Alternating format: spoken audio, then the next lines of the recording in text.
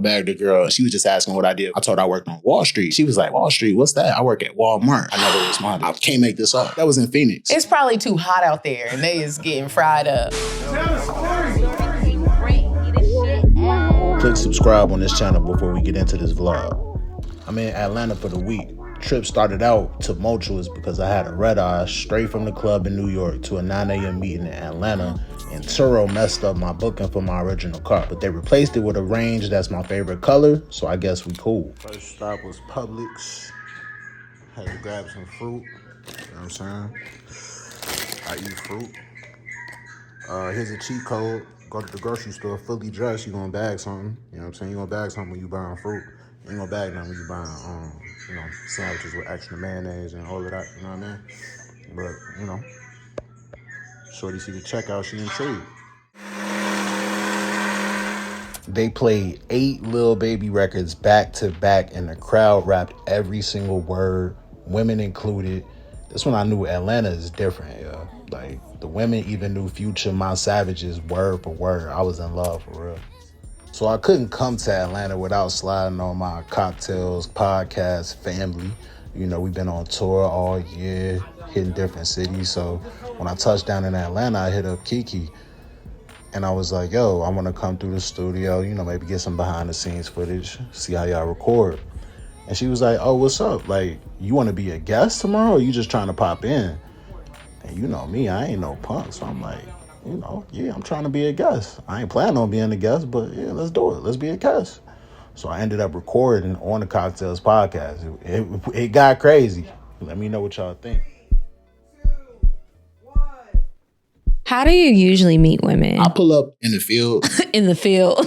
Like it's a job. I got bagged at the grocery store. And the grocery store strikes again. I was picking up some fruit, some veggies. She circled around, kind of made eye contact with me, and then she came behind me in the checkout. She was determined. If you don't talk to me after eye contact, I'm just not doing it. And then she was the one that said, you should take my number. Women are always asking, like, where can we go to meet single guys? We tell them the grocery store all the time. The grocery store might need to have a little singles event. Could you imagine if Publix was like, introducing singles mixer on Valentine's Day? Love would be found. They had all the samples out. It's like single turkey slices, single men.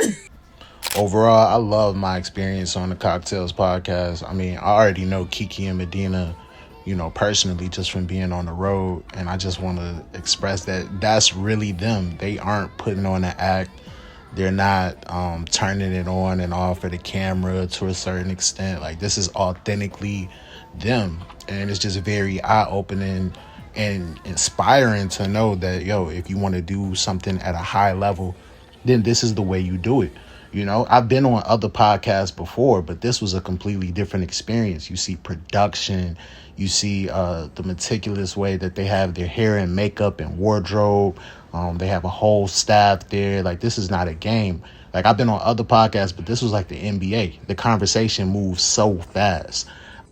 Do you have a test that you put women through that you just kind of see how they're going to handle it? I just like to look at how that person reacts to their life. What position do you have in your friend group? Are you the Beyonce? Are you the sidekick? Have you ever had somebody be like, I'm the Michelle? Yeah, for sure. Did they seem sad? Nah. Oh. What if I like Michelle? What if I like Kelly? And everybody doesn't want to be the main person. But some people be lying. They try to act like, you're like, man, we know you not. I personally don't believe in lying, because if you lie, that means you scared. I'm not scared of nobody. I be scared sometimes. Or sometimes I don't want to hurt feelings. God damn, I can't deliver this news to you. It's some emotional dudes out here. I can't relate, but at some points I didn't even get a chance to think about my answer, because Kiki and Medinah will already come in with another joke. It's like, wow, these are professionals. You're dealing with professional podcasters.